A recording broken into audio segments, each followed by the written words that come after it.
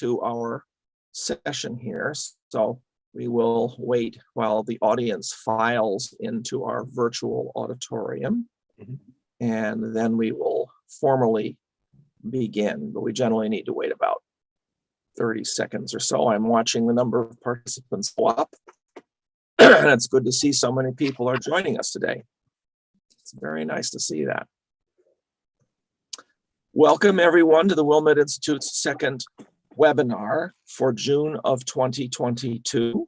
And we're very pleased today to have with us Dr. Michael L. Penn, professor at Franklin and Marshall College in Pennsylvania, who will be speaking on the topic of Our Common Humanity, Reflections on the Reclamation of the Human Spirit. A title, by the way, which you will soon see, is also the title of a new book, which he has published. But perhaps I should begin by saying a little something about the Wilmette Institute itself, in case anyone in our audience doesn't know what the Institute is. We are now an affiliate of the Graduate Theological Union of Berkeley, California, a consortium of schools that teach various religious topics, everything from Islam and Hinduism through the Swedenborgian faith, and now the Mormons as well. So the Baha'is are part of quite a large group of religious people talking about religious topics through this group of graduate schools. And this is a very exciting development for the Wilmette Institute. We've been around since January of 1995. We're a little over 27 years old. We ran a face-to-face program for about 10 years. But while that got started, we switched to experimenting with online courses starting in 1998. And that, of course, very quickly took over our energy as fewer people could afford to travel to a central location to take courses. To date, we have had 727 online courses with over 18,000 people registered for them. Or I should say registrations, that's probably represents 6,000 or 7,000 different people. They've come from 128 different countries, and they have used the courses for all kinds of presentations, classes, study circles, talks on the radio, you name it. It's really an amazing range of things that people have used our courses for. And of course, now we have these webinars, we have web talks, we have had symposia. We had a symposium on local Baha'i history last week, and we will continue to offer these free online lectures and conferences through next year at least.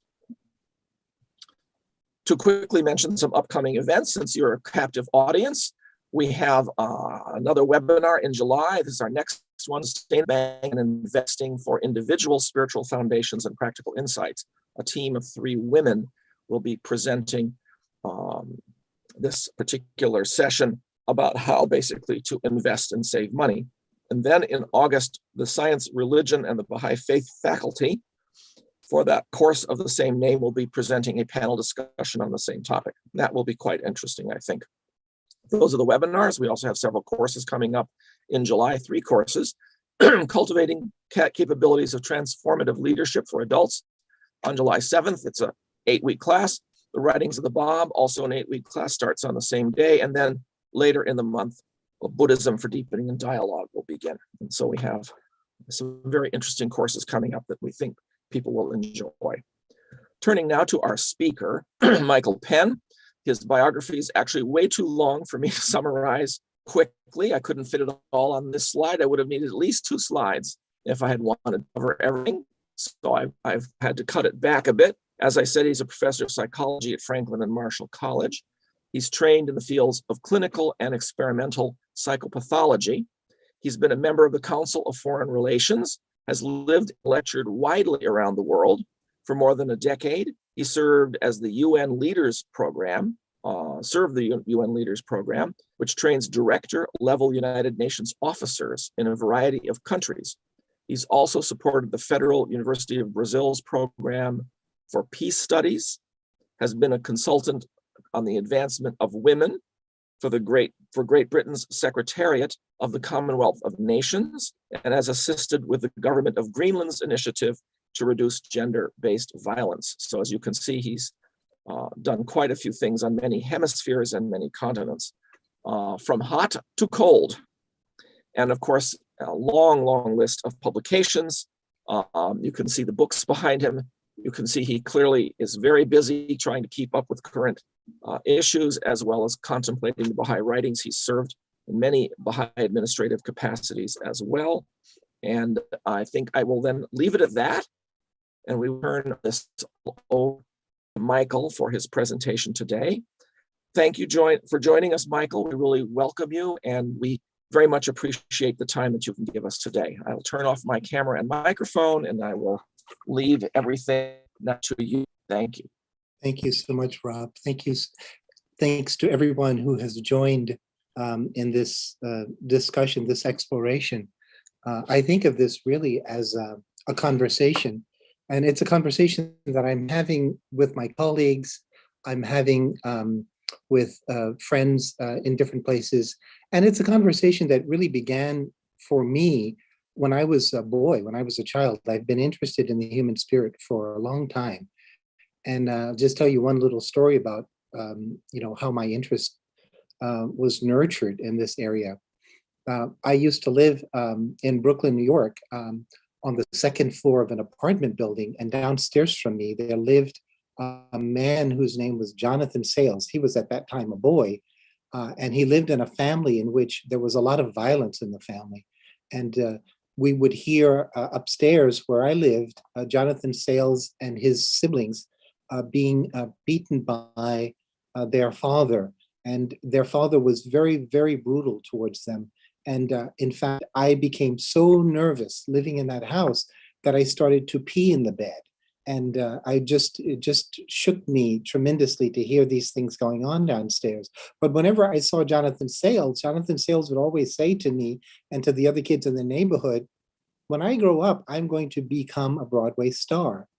And he would say this with such enthusiasm. And he would say, and I'm teaching myself how to tap dance. And he would show us some things that he was learning. And he would say, and I'm teaching myself piano. And he would play a few piano pieces. And he would sing songs like Oh, Danny Boy. And so this sort of spirit that he had was so in contrast to the life that he was living that I was just very struck by it. I went to graduate school. And when I completed graduate school, my wife and I were driving on Broad Street in Philadelphia, and we saw a huge sign saying, Jonathan Sales stars in Mom's Mabley. And I turned to my wife and I said, oh my God, that's the boy that used to live downstairs from me. We have to go to this play. So we took ourselves to the play, and we were sitting in the audience, and the play was absolutely extraordinary. He was dancing, he was singing, he was tap dancing. He was doing all the things at a very, very high level that he told us he was going to do when he was a child. And he pointed to me in the audience and told the maitre d' during the break that I should come backstage. And so I went backstage, and as soon as I entered the green room, he said, didn't I tell you that I was going to become a Broadway star? And so my wife and I, we were just absolutely dumbfounded by how compelling a vision he had of what he could do with his life, and how he pursued that vision. And so I just thought, oh my God, this man's heart, this man's spirit, this boy's heart, this boy's spirit seems to be capable of enduring tremendous hardship without bitterness, hostility, anger. What enables him to do this? This is what I was interested in learning more about. I went on to graduate school to study hope and hopelessness, largely using animal models. Clinical and experimental psychopathologists oftentimes use animals in order to try to understand the factors that cause or contribute to the development of diseases and disorders in human beings. And so that sort of the study of psychopathology using animal models also nourished and nurtured my interest in what the human spirit might be.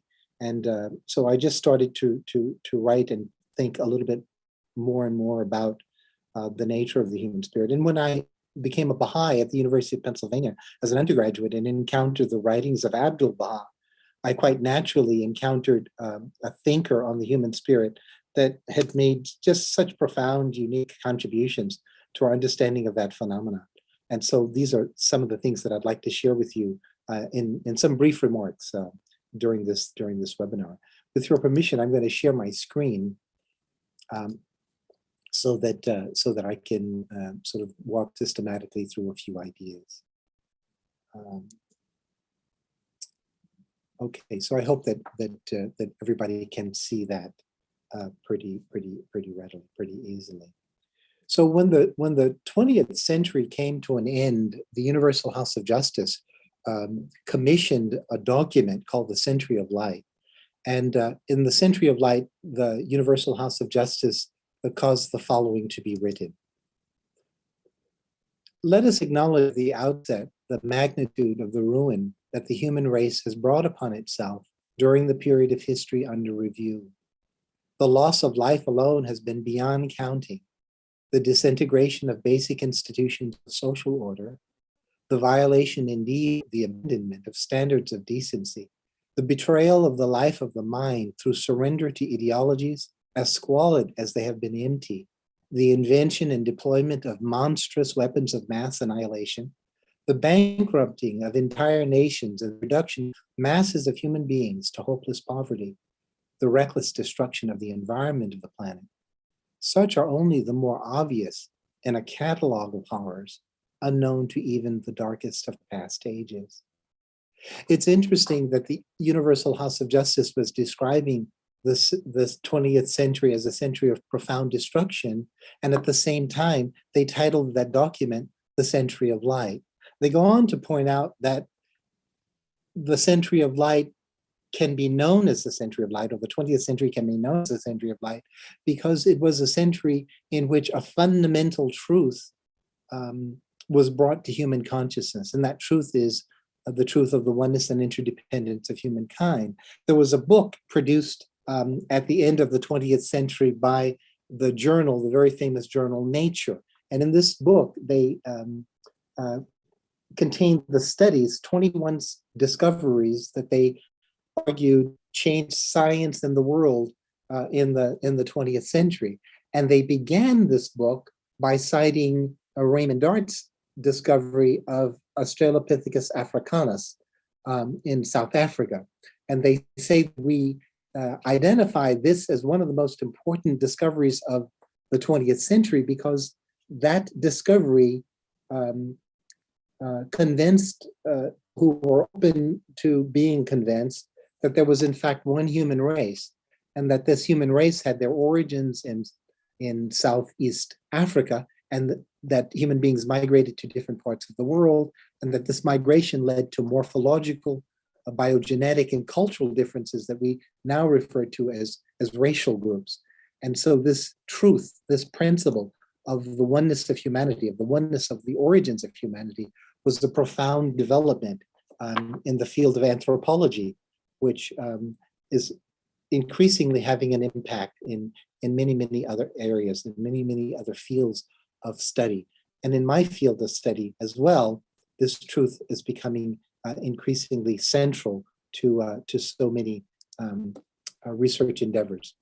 There are basic assumptions that will animate my brief presentation. The first is that if life can be said to have a purpose, the purpose of life would appear to be development.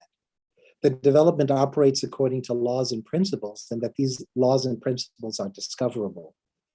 That acquiring the capacity to respond appropriately to life's moral and spiritual demands is the unique challenge of human existence, and that the gradual acquisition of this capacity is what is meant by spiritual development or spirituality.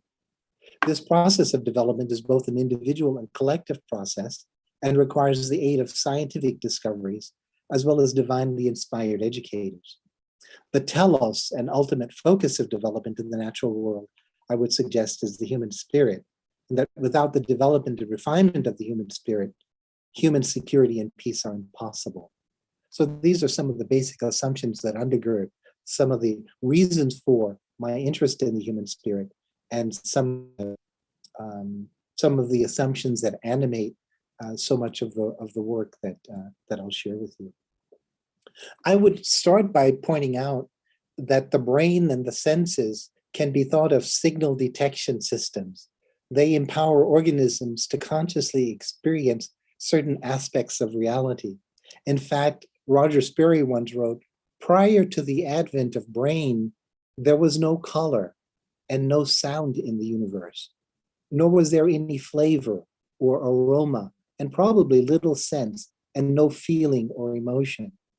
And so if we wish to encounter the universe, the development, the maturation, the elaboration of the brain and nervous system was absolutely necessary. Because of the extraordinary nature of the human brain and nervous system, one of the very earliest neurologists, René Descartes, he was a philosopher and a neurologist.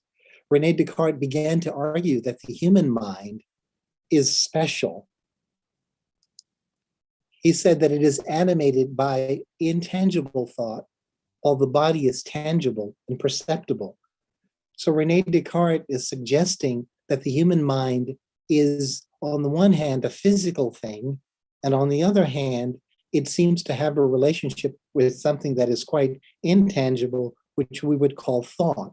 And so because of humanity's unique relationship to thought, René Descartes believed that human beings were special kinds of creatures in the natural world, special kinds of creatures in the universe.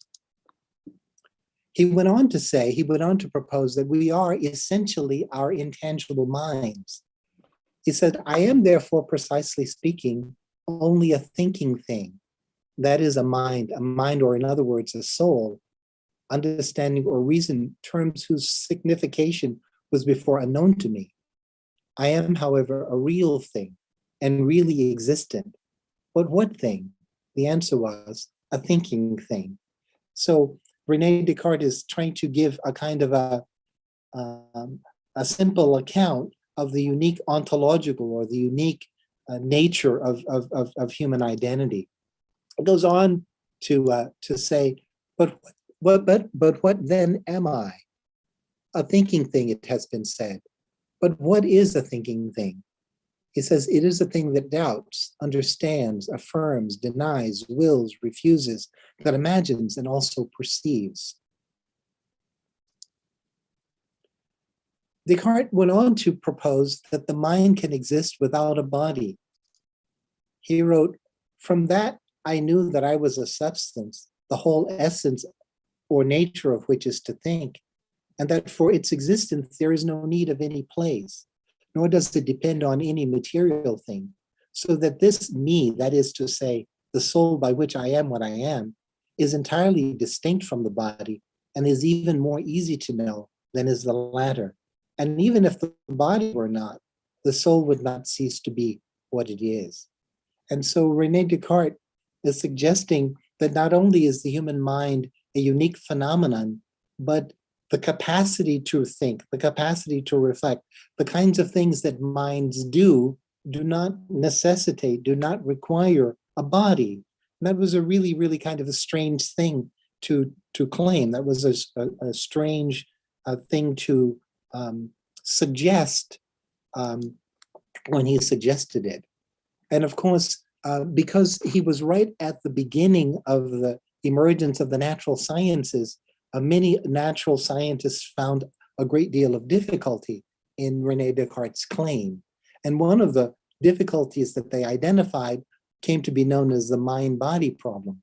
They said that if the mind and body are different in kind and substance, how do they interact? What is the relationship between the mind and physical matter? How might we think about this relationship between the mind and physical matter? Some of the philosophers, some of the researchers, some of the scholars at the time began to suggest that this dichotomy or this difference is irreconcilable. And so what we have to do is we have to think about the mind in an entirely different way. For example, Sigmund Freud began to suggest that the body produces the mind in the same way that it produces everything else, like saliva or heat or urine or bile.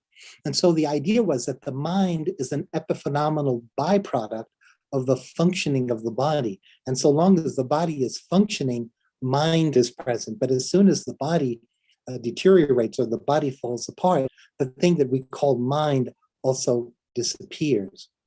And so he is getting rid of this sort of dualistic notion of there being two kinds of things in the world, matter and abstract things like like minds, and basically argues that everything that we perceive in the world is the result of the relationship that exists between physical substances. And so in this sense, you would say that Sigmund Freud and a number of other neurologists at that time, there was no field called psychiatry. Psychiatry is going to emerge out of the work of Sigmund Freud, Joseph Breuer, Pierre Janet, a number of people. But they are arguing essentially that if we want to understand human thought, we have to understand how the brain and the nervous system produces all forms of human thought. And without the brain and nervous system, any form of human thought is itself impossible. Well, at this time that people like Sigmund Freud are writing, the writings of the Baha'i faith are also beginning to appear in the world. You know, it was the mistake of René Descartes to try to connect this remarkable capacity to think thoughts and then also to think about the thoughts that one is thinking. That is to say, to take one's thoughts as objects of one's own reflection. It was his mistake to try to locate this capacity in what he called the pineal gland. And so when the Baha'i writings began to appear, the Baha'i writings began to suggest an entirely different way of thinking about how human beings have the capacity to think about things that are not themselves physical, like thoughts themselves. So Abdu'l-Baha once wrote, if you examine the human body, you will not find a special spot or locality for the spirit, for it has never had a place. It is immaterial. It has a connection with the body like that of the sun with this mirror. The sun is not within the mirror, but it has a connection with the mirror. The mind which is in man, where is it in him? If you examine the body with the eye, the ear, or the other senses, you will not find it. Nevertheless, it exists. Therefore, the mind has no place, but is connected with the brain in the same way that love has no place, but is connected to the heart. Abdu'l-Baha goes further to suggest that there are three ways that properties can exist in the world. He says that properties can exist by composition, they can exist by emergence, and they can exist by reflection. He says, for example, if I take hydrogen and I combine it with oxygen in a particular proportion, I get the properties of water. Hydrogen nor oxygen contain the properties of water, but blending them in the proper proportion produces new properties that we call water. And so there are some things that exist, Abdu'l-Baha points out, by composition. He goes further to point out that some things also exist by emergence. And he gives the example of a seed. He says that if I plant a seed and I give it water and I give it light and I give it time and I nourish it properly, gradually the color, the form, the fragrance of the rose will appear from the seed. And so he says this is an example of how properties can exist in the world through emergence. Then he gave another example, and he said properties can also exist in the world by reflection. And he gave many, many examples over the course of his life that illustrated how properties can exist in the world by reflection. And this was why he was using the example, for example, of the mirror. He said that if I have a mirror and I hold the mirror to an object, the object is reflected in the mirror, but the object and the mirror are independent of one another. The mirror provides a means for revealing the properties of the objects that it's reflecting, but these properties are not requiring the mirror for their existence. And he says that similarly, the brain and nervous system provide a means for the capacities of the human spirit to reveal themselves in this world, but the human spirit is not derived from the composition or the emergence of the brain and nervous system. So the development of the brain and nervous system makes possible the manifestation of spiritual powers that would not be possibly manifested in this world without this complex device. In the same way that a mirror comes into being and suddenly has the capacity to reflect light. Light had always existed, but there had not been something that could reflect the full spectrum of light before we had invented the mirror. And then when we invented the mirror, we discovered that there was this instrument that could reflect all of the properties, all of the capacities, all of the brilliance of light. Even, in fact, it could transmit the heat of light to physical things. And so you could set things afire through the use of a mirror. And he said that similarly, the development, the refinement, the cultivation of the human brain and nervous system makes possible the appearance in the world through reflection, a unique power. And this power, this unique power, he began to write and speak about as the power of the human spirit. At the same time, we were discovering certain facts or certain insights in science, which turned out to be really important to this discussion. And one of those facts is that some aspects of reality can never be known directly, that some aspects of reality can only be known by our reflection on what it is that we observe. So observing certain things and reflecting upon the things that we observe in a certain way reveals aspects of reality that are completely closed to our senses. And this was one of the things that had been discovered by Zhejiang in a remarkable experiment that I have spoken about before called Project Eureka. And I'll just read to you what he wrote about Project Eureka. He said, as part of what I call Project Eureka, a friend and I have designed and constructed a science exhibit in which one views a region of space filled with light. It is a simple but startling demonstration that uses only a carefully fabricated box and a powerful projector whose light shines directly into it. We have taken special care to ensure that light does not illuminate any interior objects or surfaces in the box. Within the box, there is only pure light and lots of it. The question is, what does one see? How does light look when left entirely to itself? Approaching the exhibit, I turn on the projector, whose bulb and lenses can be seen through a plexiglass panel. The projector sends a brilliant light through optical elements into the box beside it. Moving over to a viewport, I look into the box and at the light within. What do I see?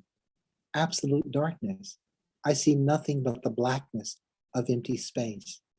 On the outside of the box is a handle connected to a wand that can move into and out of the box's interior. Pulling the handle, the wand flashes through the dark space before me, and I see the wand brilliantly lit on one side. The space clearly is not empty, but filled with light. Yet without an object on which light can fall, one sees only darkness. Light itself is always invisible.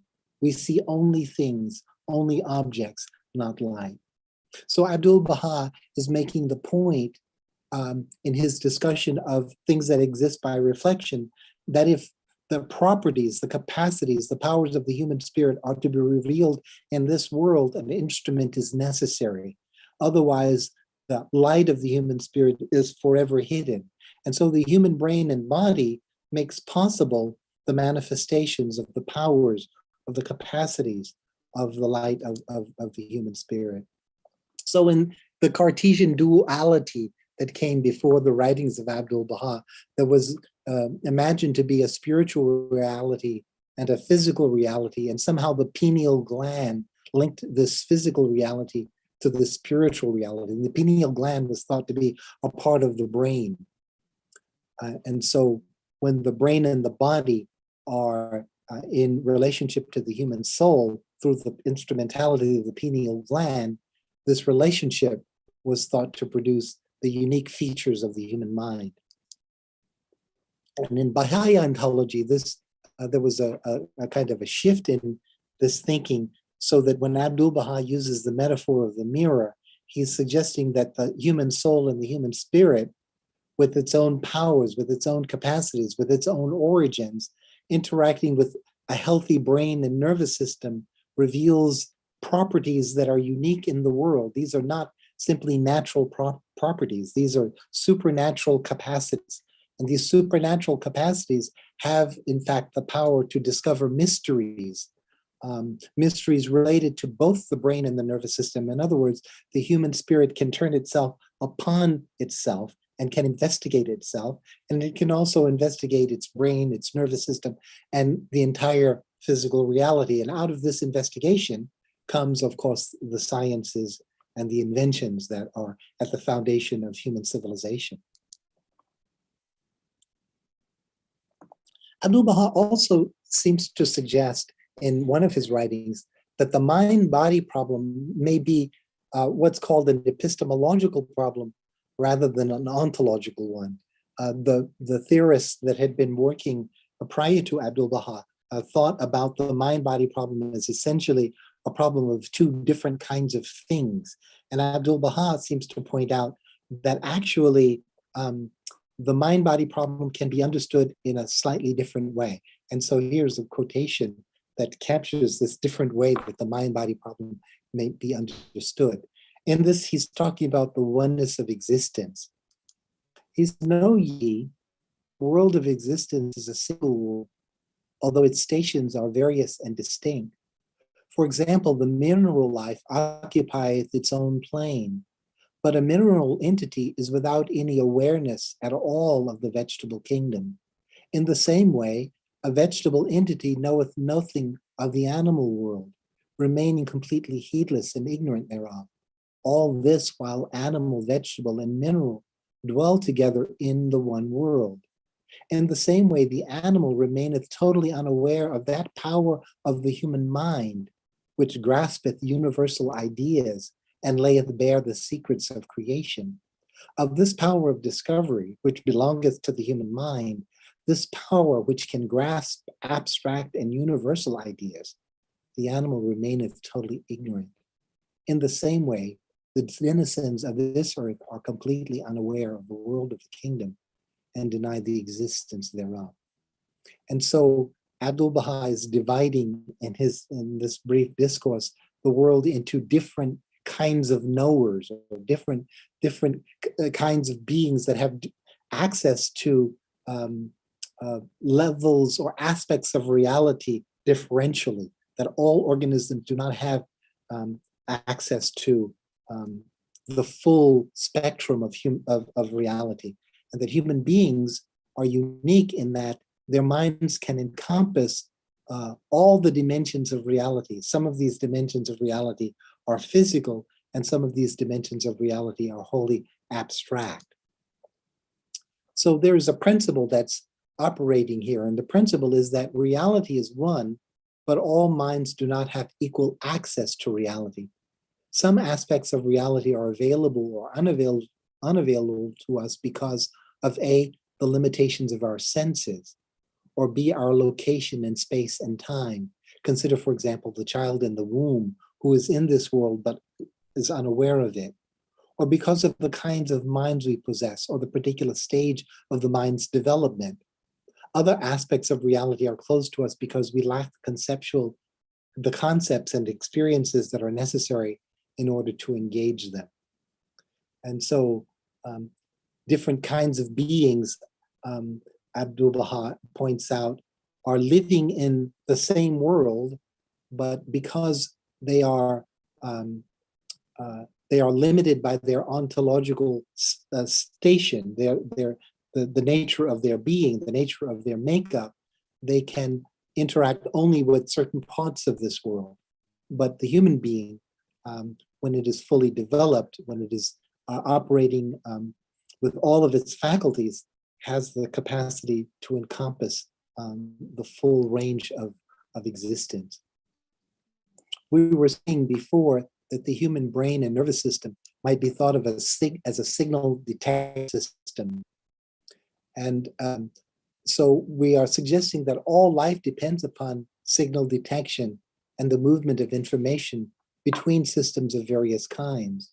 The human brain has the capacity to receive and use energy and information that is both physical and abstract, in the same way that seeds may use the physical energy of the sun, as well as the special information that is associated with sunlight for development into plants. Abdu'l-Baha once said, for example, consider this flower had life in the beginning, like the life of the mineral. But the coming of the season of spring, of the bounty of the clouds of the springtime, and of the heat of the glowing sun, it attained to another life of the utmost freshness, delicacy, and fragrance. The first life of the flower, in comparison to the second life, is death. So he's pointing out how from the realm of the mineral, which has only the capacity, for example, to experience the heat of the sun, the plant has the capacity to not only experience the heat of the sun, but can use information that is contained in the photons of the sun in order to generate photosynthesis, in order to facilitate its own growth and development. And in fact, the flower has a capacity to move itself in such a manner as to participate in its life and development. If it is in a dark room and there's a window open, a light source, the plant can move its head, can move itself in such a way as to be able to drink the light that is available. Or if it is an environment in which there's not enough water, the plant can grow its roots deeper into the ground so that it can nourish itself. So the plant participates in its life and development in ways that minerals simply do not, because it has access to information that minerals do not have access to. Both the physical and the abstract information that the brain detects, it uses to facilitate survival and development. Other animals do not have the capacity to detect abstract information. The mind-body problem is overcome in part when we realize that ideas are to the mind the kind of information that is like sensory information is to animals. But this information has no physical dimension. It does not carry knowledge of things. It carries signs of relationships that indicate processes and forces that are hidden from the senses. The rational faculty perceives and deciphers these signs and uses this information to guide human behavior. When the mind has true beliefs about those aspects of reality that are often hidden from the senses, this is called knowledge. Knowledge cannot be sensed, but it can be known.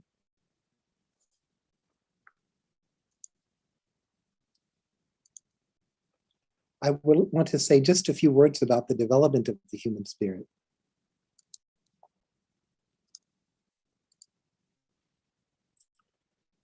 The Baha'i community has taken what might be called the capabilities approach to human development. The suggestion of this approach is that we begin our lives with certain inherited capacities. We begin our lives with access to our unique spirit that is our own, and these capacities constitute our nature. And then gradually over time, through a process of nurture, the capacities of the human brain, of the human body, of the human nervous system, of human spirit gradually become revealed in the world. So these capacities gradually become capabilities. And so we say that these genotypic and spiritual capacities gradually take on form that are visible in the social world and visible also to the consciousness of the individual who possesses these capacities. One of the things that we have been studying recently in our own lab is what happens as individuals begin to reflect upon their own lives, their own development, their own human spirit. And we began to do research on a phenomenon that we're calling now existential mattering. We're asking the question, what might it mean for a human life to matter?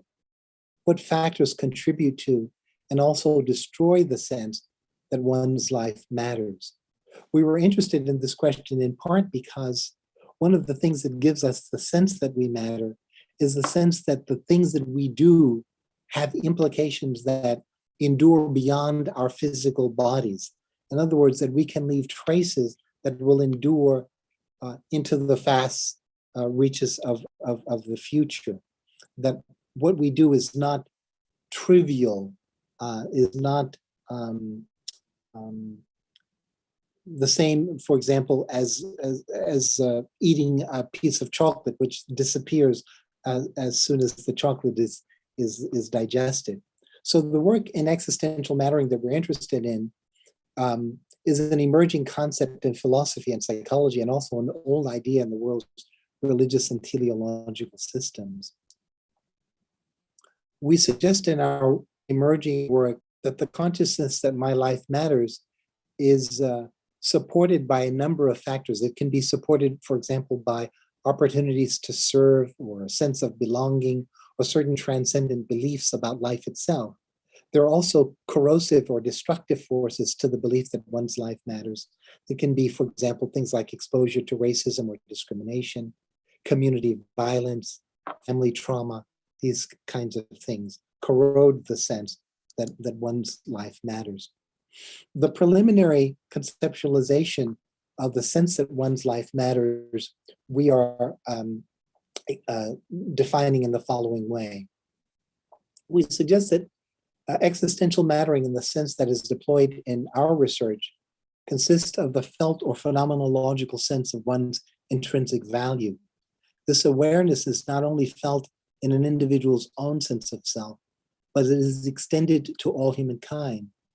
We refer to this manifestation of mattering as benign or altruistic, and suggest that these forms of consciousness are revealed in the capacity and will to serve others, or may be manifested in the consciousness of one's role in self-transcendent socio-historical processes, the perception of one's uniqueness in the vast universe, and or awareness of one's connection to a higher power, or to that which is perceived to be sacred.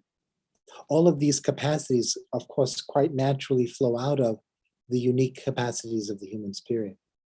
In contrast to these positive forms of mattering, we hypothesize the existence of a malignant form that we refer to our research as malevolent or dark mattering.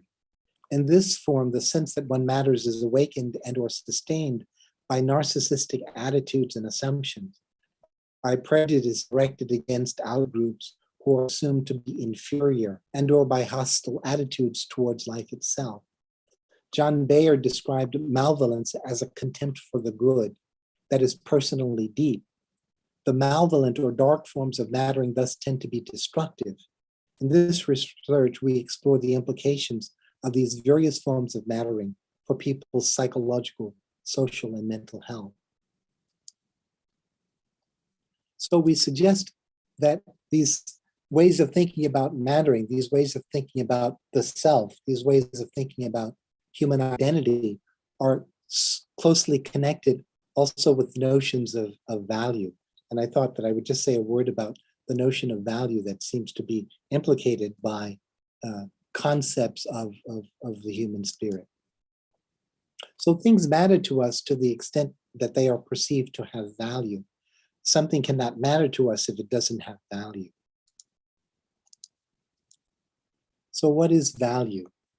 In some of our early work, which was inspired by the work of Professor William Hatcher in an extraordinary book that he wrote called Love, Power, and Justice, Hatcher describes two forms of value, and in our work we add a third form of value. The third form of value we add is called functional value. So functional value is the kind of value that we build into the things that we make. Functional value extends the reach of the human spirit. It extends the reach, for example, of the human mind, of the human eyes, of the human body. It enables us to accomplish things that we could not accomplish if we did not create these things. So functional value builds value by making it possible for us to achieve outcomes that are unachievable by the use of the body in itself. Just yesterday, for example, I was sitting and talking to an astrophysicist, and this astrophysicist told me that when Einstein was creating his theory of relativity, he had said there must be such a thing in the universe called a black hole. But he said, unfortunately, we will never be able to see a black hole, but my work suggests that there are these things that exist in the world that have enormous gravitational pull. And the gravitational pull is so great that nothing can escape this gravitational pull, and we shall call this a black hole. So for decades, people believed that black holes exist, and as you know, just a few months ago, the astrophysicists were able to peer beyond the Milky Way to actually begin to see through a number of telescopes that we had created, see for the first time and take pictures of a black hole. So this is functional value, the ability to extend the reach of the human mind, of the human brain, of the human nervous system by creating things that extend the reach of the human spirit into domains of power that are otherwise closed to us. Then there is what Hatcher called extrinsic value, and extrinsic value, and of course other philosophers have also referred to extrinsic value. That's the kind of value that's socially constructed. It's the kind of value that societies create that you might think of as symbolic value. You can't create a complex society unless you can create symbolic value. A $100 bill is an example of something that has extrinsic value. And then there's also what you might call intrinsic value. And so an example of intrinsic value that we like to use is the example of the sun. The sun, 93 million miles from the earth, is of intrinsic value because it's a source of life and warmth in the biosphere.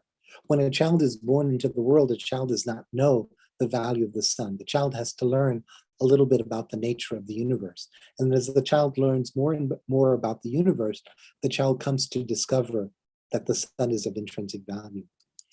The model also suggests that human persons are of intrinsic value, and that in fact, the human person, Hatcher argued, embodies the highest expression of value in the natural world, and that the central purpose of an authentically human life is to protect and cultivate this highest value, and that the cultivation of this highest value, he suggested, results in the development of the human spirit.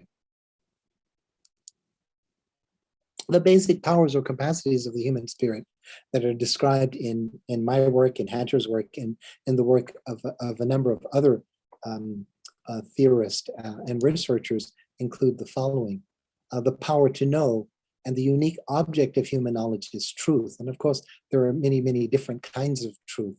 We are using in our work the conceptualization of truth that suggests that when our beliefs conform to that which is in reality, then we have some knowledge of reality or some knowledge of truth.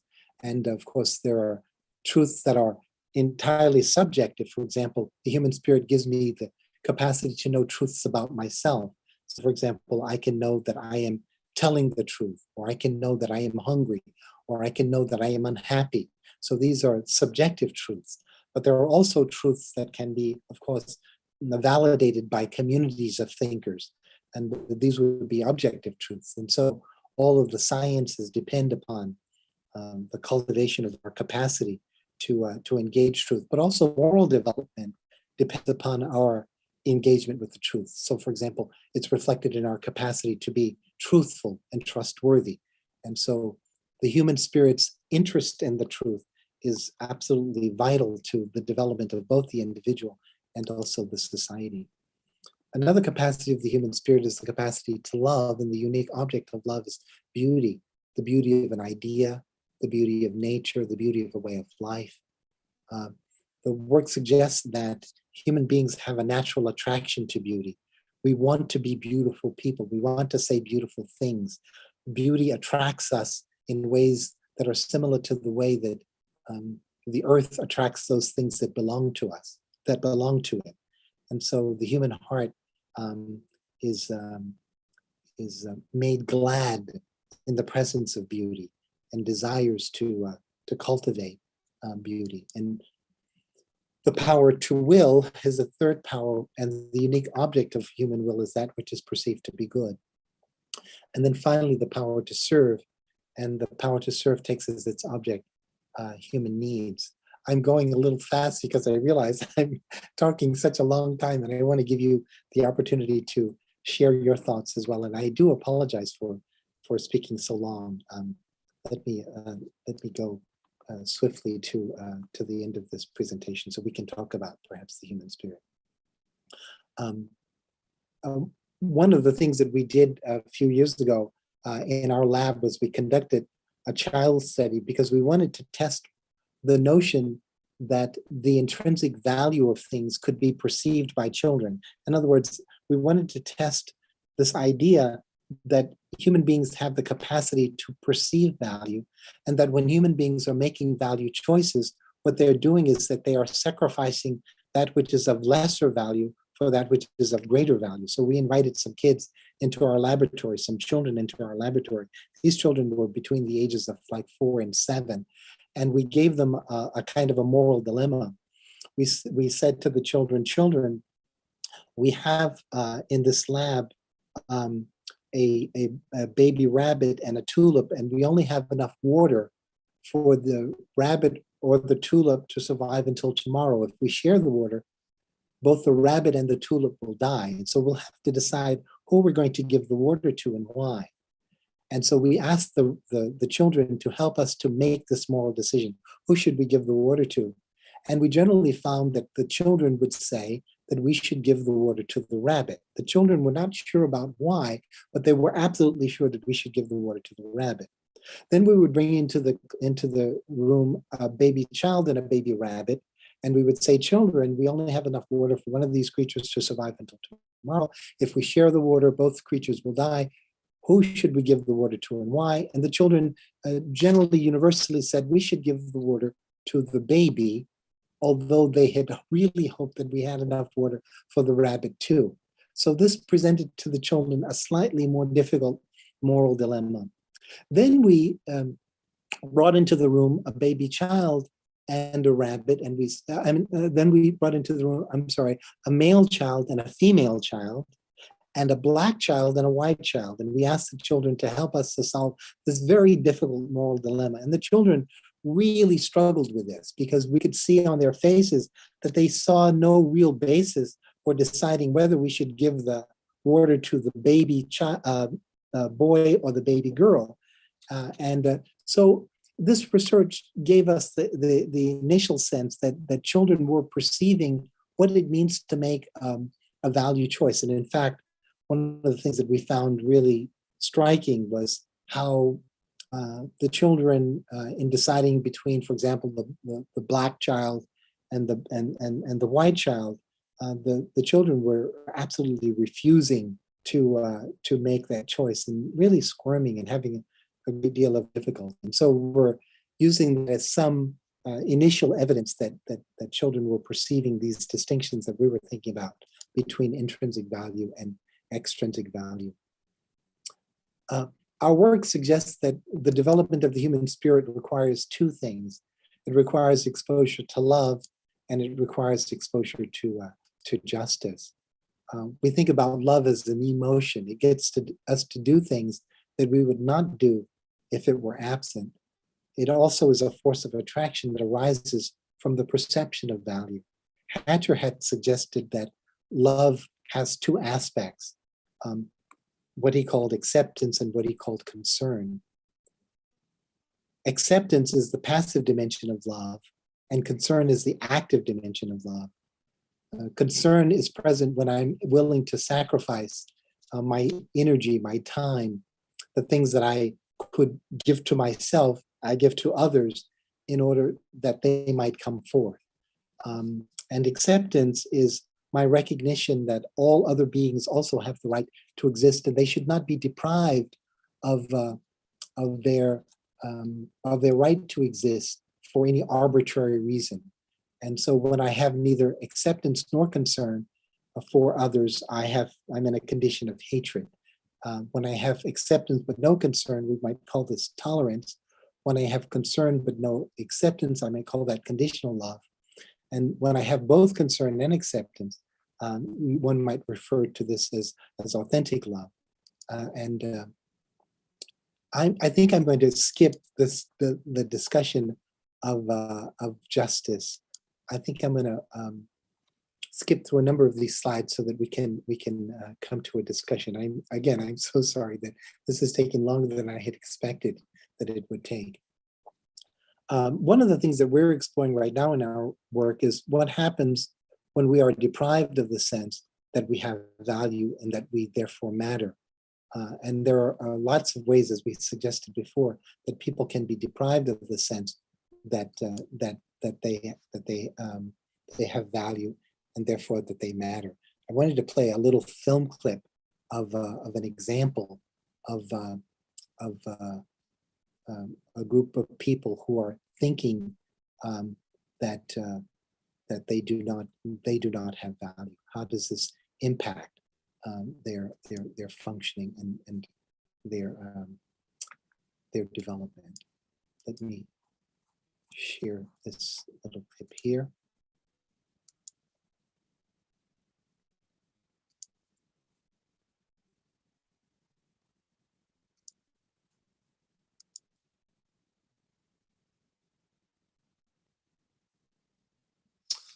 Oh, it's asking for the administrator's name and password to do this. Okay, well, it seems that I cannot share. Oh, wait, I can. Okay, here we go.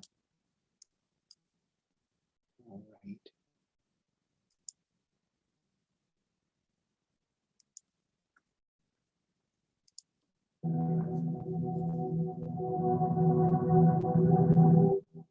I'd come to America because I wanted to know the deeper, more personal reasons why people are drawn to this kind of ideology.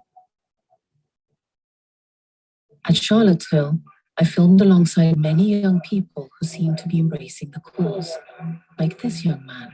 Faith is my livelihood. Thank you so much for coming. After I met him, footage of him at Charlottesville went viral.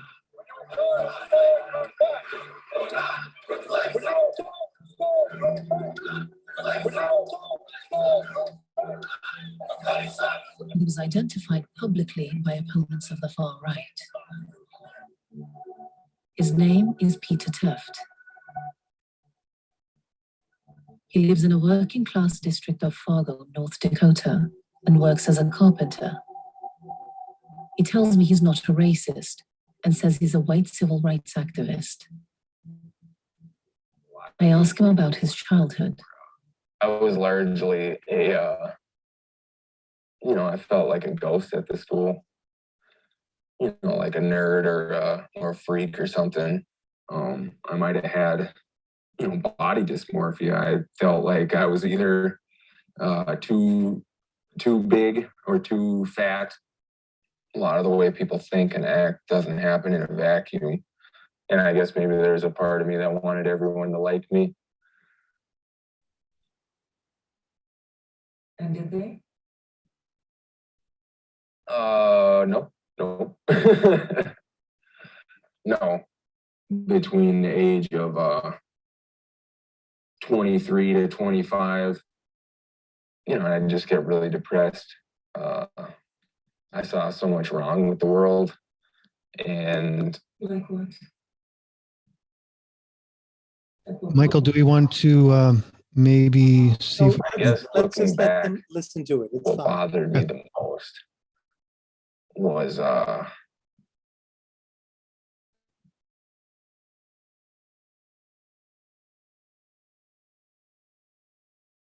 don't know, I guess myself, it makes a guy rethink things. And then, when you start realizing and examining stuff, and all of a sudden you realize, hey, maybe like these Christians or these right wingers, or at least people that have some semblance of trying to be greater. I do feel, a certain duty to act heroically. And this movement provides you with the platform to be heroic. Honestly, yeah. It does kind of feel like I'm in like a league with like superheroes. These guys, I mean, they're so smart. Like I feel like I'm the Green Lantern and they're my watchers. There's guys at church that, pat me on the back and say, way to be a warrior for Christ.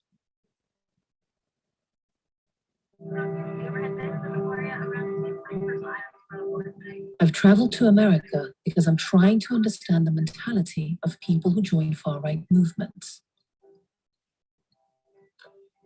I've decided to go back in time to meet one of the most violent racist skinhead leaders of the previous generation. This is Arno Michaelis.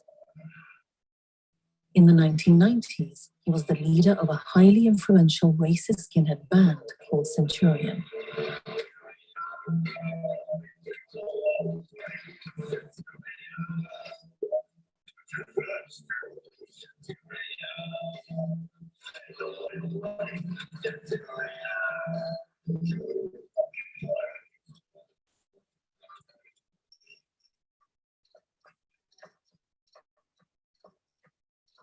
These are my lyrics. I wrote these.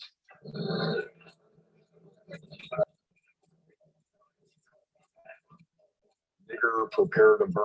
You've attacked our people, and now it's your turn.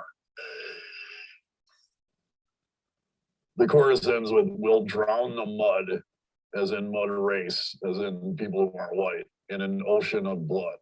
And there literally was an ocean of blood in over the 7 years for like how many people we beat up and how many people we hurt.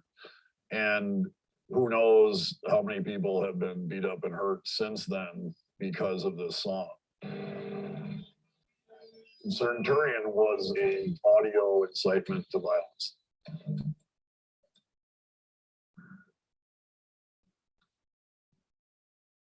Arno was a founding member of the Northern Hammerskins, one of the most notorious skinhead gangs in America. So we're in River West now, and we spent months like just rampaging through the city, attacking anybody we could find, anybody. But if we could find a Black person or a Latino person, they were fair game. I've hurt people horrifically with my bare hands. I've beaten people until I thought they were dead and I left them in a bloody mess. Over and over again. We beat up people that made us feel better about ourselves.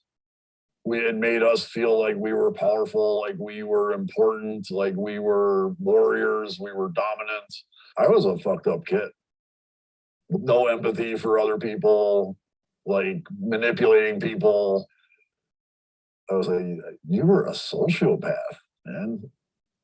Arno spent 7 years in the movement, but after his daughter was born, he started to distance himself from the hatred and violence. I'm ashamed of all the kids I've led astray. I preyed upon their trauma and their suffering to manipulate them, to hate people and to hurt people. Till the day I die, I'll be ashamed of that. This is Frank Mink. He was recruited into a skinhead gang at the age of 14. He told me he had grown up in Philadelphia in a violent and deeply impoverished household. My mom's husband, he hated me. And he was a drunk and drug addict who beat the shit out of me all the time. A 36-year-old man used to beat me like another guy would beat another guy in a bar fight, and I'm 11 years old. Every day, my goal was to get hit by a car. I wanted to get hit by a car before I made it home. And I would walk home more dejected and just felt more like a loser than I ever, and then I had to go home and face my stepfather, who was going to tell me how much of a fucking loser I was. Or he would beat the shit out of me. In his early teens, practically abandoned by his family, he started hanging out with a racist skinhead gang. One night, he took part in an altercation between a skinhead and a man the gang had decided to intimidate. And I seen it, and I absolutely loved it. Fear. He had fear in his face for us. And I love that. I'm a broken human being. I feared everything. I feared my parents. I feared my step-parents. I feared my school. I feared if I was going to have enough food to eat today. And now someone fears me. The same night, he joined the gang. It was the camaraderie, the being part of, the numbers, the safety. And in that time, we trained to be race war, we trained to shoot guns, and they basically tell me after all this was all done that God chose me to be one of the angels that ruined Sodom and Gomorrah. I'm now an angel for God. This is powerful. Like, I'm learning what the adults know now.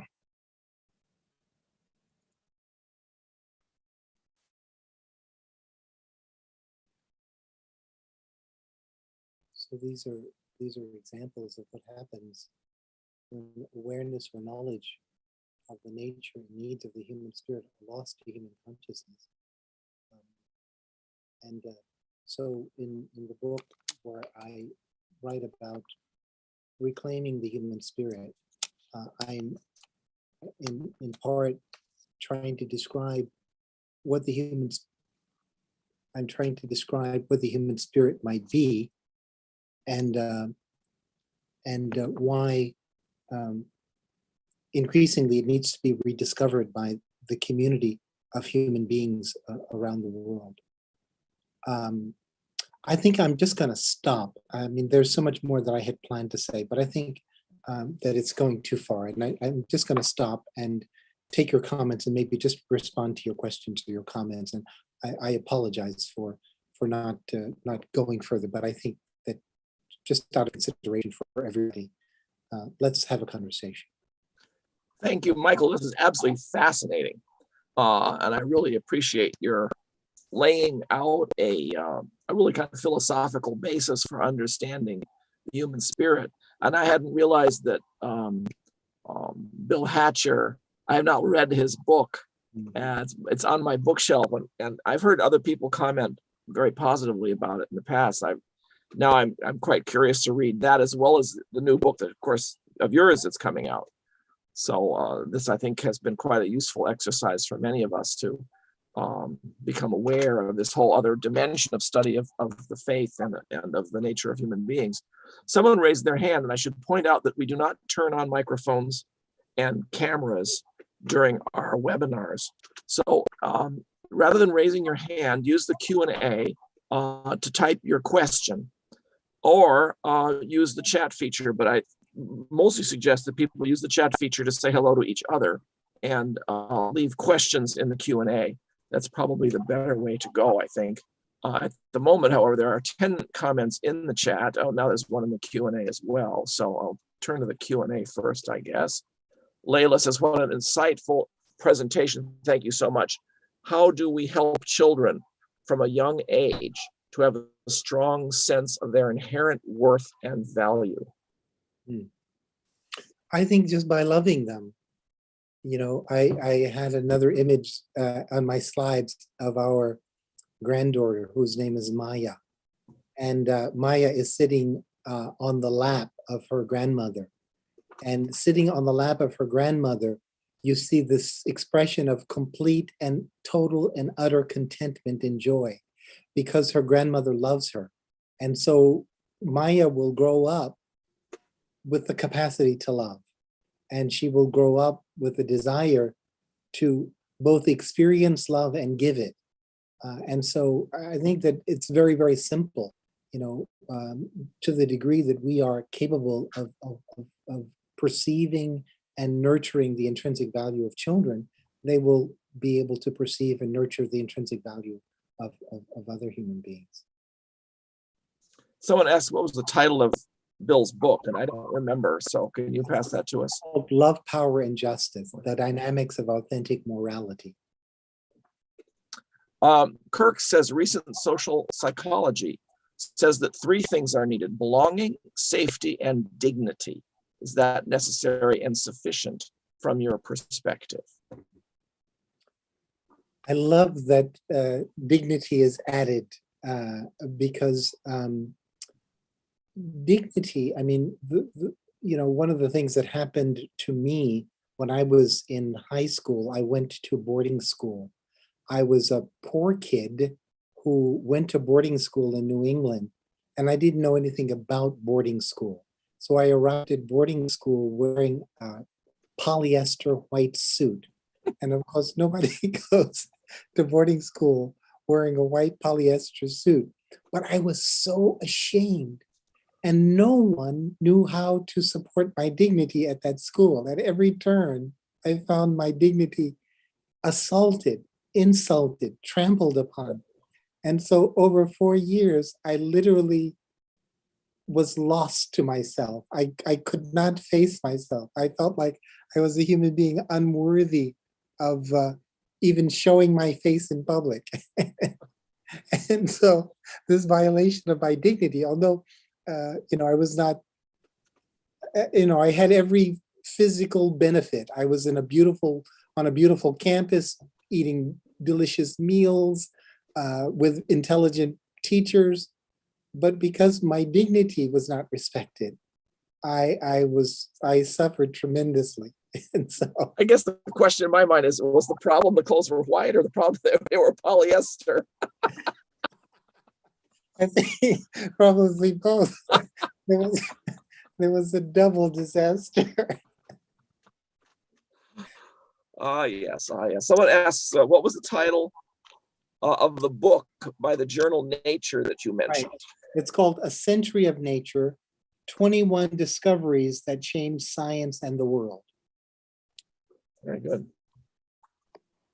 Very, very interesting.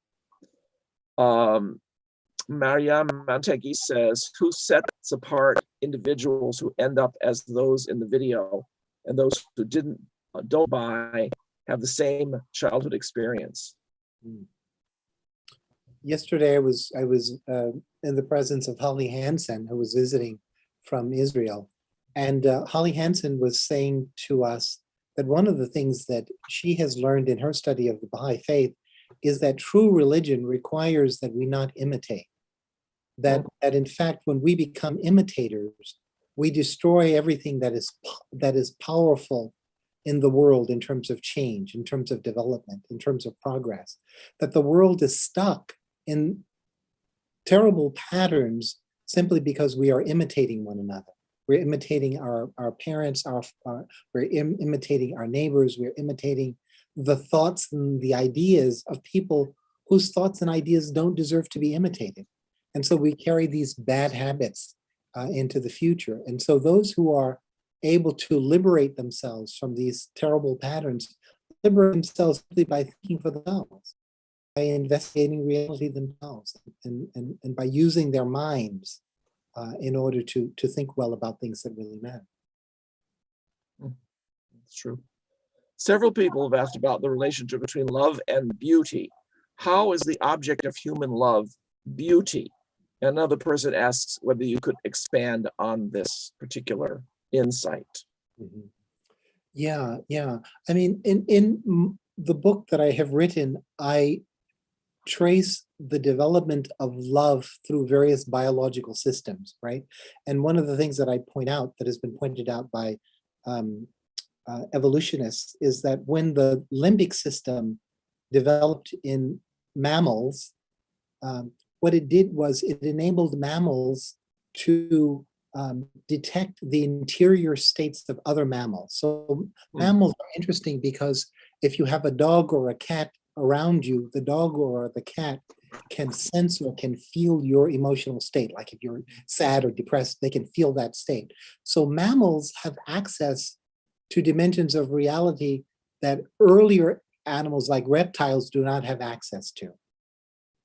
In the human species, in human beings, with the development of the neocortex, what happens is that we perceive not only the physical attributes of things, but we perceive also abstract dimensions of those things. So for example, one of the things that we find very attractive is melody. We find very, very attractive certain physical forms. What is it that we're perceiving when we find those things attractive? Part of what we're perceiving is we're perceiving the beauty of that thing. Things that are not beautiful, for example, it's very difficult for us to feel attracted to feces. Now, the more we know about feces, the more we can be attracted to it, right? We know that, for example, so everything that we know well, we see the beauty of it. And so we are attracted to it. Everything in the physical world has some property or has some quality that could attract us if we knew it well. And so everything in the universe is a manifestation or a reflection of one of the attributes of God. That is what we are attracted to ultimately. So when we say that the ultimate object of love is, for humans, is beauty, what we're attracted to ultimately are the attributes of God that animate the realities of things. Mm-hmm. I've been intrigued by the fact that birds chirp in tune. In other words, birds don't sing out of tune. They don't sing between the A and the B note. You know, they sing high C, that sort of thing. How is it that there is a convergence between our perception of beautiful sounds and the bird? It's very intriguing, I think. That is very intriguing. Very intriguing. Several other questions people have been asking. I just finished your work, Our Common Humanity, and it has so many insights into the human spirit and things in life that affects us and answers so many questions. Thank you. So that's a nice comment. Someone asked a little more about the book and whether it's out. The book is out. It's available on Amazon. So if you just type in Our Common Humanity, Reflections on the Reclamation of the Human Spirit, you can order it through Amazon. Who's the publisher? The publisher is George Ronald in England. Very good. Very good. Well, thank you so much, Rob, for giving me the opportunity to share. I feel like it was such a scramble of so many ideas, but I hope that the people were able to. How much more of the presentation were you not able to get to? Is there a part 2 out there? Yeah, but I'm not going to get into it this time. Perhaps the next time. Yeah, I mean, there were so many more things that I wanted to share, but again, I was longer winded and not as organized as I should have been. Well, I wouldn't worry about that. I think it was marvelously organized and people greatly enjoyed it. We have a few other comments here also, actually. One person, David, says, 3 years before I became a Baha'i, I was a member of a motorcycle gang and we were all ethnically white youth in the north of England. But we had devised our own sense of identity and searched out those whom we considered to be different and attacked them. In this case, they were skinheads and we were Harrys. All misconceived conceptions of reality based on hatred rather than love. So that very much resonates with the audio that we heard. And then there's a Christian asks, are you familiar with John Vervaeke and his work on the meaning crisis? To me, I see some intersections with your work. I've always thought that Dr. Vervaeke could use some Baha'i teachings to assist his work. That's wonderful. No, I don't know his work, but it's work that I would like to look into because our students, my research lab, we're reading just about everything we can get our hands on in the area of meaning making. How much research do you actually focus on where meaning making is concerned? And tell us about the kind of research that's being done. You talked about the kids and the questions you asked the children. Is that basically the kind of research that you've been overseeing? No, I mean, we've just recently turned our attention to this phenomenon, existential mattering. We just finished conceptualizing what we mean by it. We're just now gathering the instruments that's necessary to study it. And so this is a new area of work. In fact, it will probably constitute my final sort of program of research. Good. Before I retire. It's fascinating. Layla asks this question, why is it that so many people struggle with their sense of value and worth? Yeah, that's a really good question.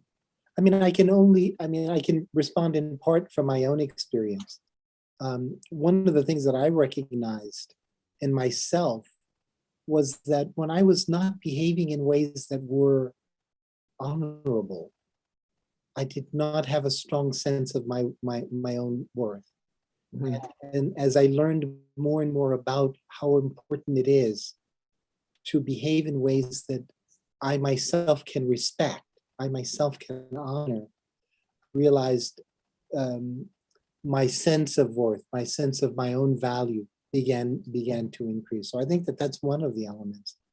The other thing is, I think that we have greatly underestimated how sensitive the human heart is. You know, the words that we speak to others can have devastating impact on them. Yes. You know, we can say things that crush the human spirit and make it really difficult for people to feel like they are worthy. Especially as parents. Yeah, Especially as parents. absolutely. Yeah, it's rather disturbing to Yeah, think about the damage you can do to your own children, yeah, even without trying to sometimes. yeah. One of the things, in fact, that was in the second part of my presentation that I didn't get to was the extraordinary way that the holy ones, the messengers of God, the manifestations of God, inspire the human spirit in the words that they speak and the ways that they speak these words. And so part of what I had in the latter part were a series of quotations from Buddha, from Lao Tzu, from Jesus, from Muhammad, speaking to the city of the human heart, encouraging the development of the human spirit, and encouraging us to have faith that if we strive in the right direction, we will see the efflorescence of the human spirit. We will see the human spirit shine in ways that are absolutely unimaginably glorious. And so that's one of the things that appears in the last chapter of my book that I would encourage people to read if they have time. Good. Gary asks about the short clip of the white supremacists. He says, can you briefly speak to the common experiences, especially in early life, that move people in these directions and the role of experiencing injustice? Yeah. The thing that struck me, I mean, one of the reasons why I included that film clip is that all of those young men had been in their youth, in their childhood, severely traumatized by their parents. I mean, they were literally being beaten up by their parents. And not only were they not shown love, but they were shown a degree of cruelty that caused them to almost hate life itself. And so to nourish those hearts, to nourish those souls back to life is a great undertaking. But actually, it's an area that clinicians are learning more and more about. You know, the whole area of the treatment of trauma has become, in the last 25 years, it's exploding. And we know that good, healthy relationships can restore even the most broken of hearts. I'm struck by the contrast, though, between the people that you quoted here, the audio clip, and your friend at the very beginning, who had perhaps equally traumatic experiences in childhood, but overcame them in remarkable ways. And to me, it shows you the incredible flexibility and unpredictability of the human spirit. Jonathan Sayles, you're thinking about. Yeah, exactly. Absolutely. Exactly. Absolutely. Yeah. Go ahead. I was telling the folks at the University of West Virginia, where I was yesterday, about a time when I was about 10 years old. I became depressed, and my depression became quite serious, and it would not lift, and I didn't understand why I was so depressed. And one Sunday, my mom said to me, "You should go with me to church today." And I said, "Okay, Mom." And I went to church with her, and ironically and miraculously, the preacher that day said, "I have been going through great difficulties, but I feel like going on." And his sermon was literally titled, "I Feel Like Going On." And so he would talk a little bit about the difficulties that he was facing. Then he would say, "But I feel like going on." And every time he said, "But I feel like going on," I felt my spirit, I felt my heart being literally resuscitated. And then he started to sing, "I feel like going on." And I'm telling you, the whole church joined him in singing this song that he just made up. I feel like going on. So we were singing together. Then I realized what he was doing was he was drawing upon the spiritual heritage Mhm. that went back to the days of the slaves, Mhm. who did not have psychotherapists, who did not have psychiatrists, who had nothing. And they had to know how to refresh the spirit, even though it was burdened with all kinds of extraordinary difficulties. So when I left that church, I was completely refreshed. I was completely renewed. And it taught me a little bit about the human spirit's capacity Mhm. for renewal, for resurrection. And anyway. Fascinating. Thornton Chase, the first American Baha'i, Hmm. had a very, very unhappy childhood. Hmm. His mother died when he was 17 days old. Wow. When his father remarried, he hated his stepmother. Hmm. He did not live at home, near as I can tell. He was elsewhere for part of his childhood. And then he had a very different relationship with women sometimes later on in his adulthood life. But he had this incredible mystical life. And his love for God and his quest for the divine was very powerful. And there's a comment by his wife in a letter after he passes that she thinks that in many ways his spiritual life was a search for his mother. Wow. Which is quite an interesting comment. But of Yeah. course, he could have become totally bitter and not Absolutely. mystic at all Yeah. from that experience, you know? Absolutely. Yeah. That's beautiful. I would love to read more about his life. Yeah, there's a book about it, of course. Yeah. There's another question here, which I think sort of relates to this. How does you help someone recover from the trauma of a narcissistic parent? Yeah. Right. That would take a long discussion.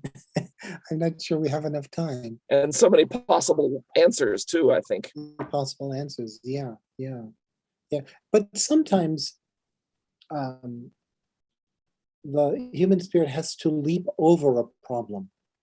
It cannot wade through it and solve it by confronting it directly.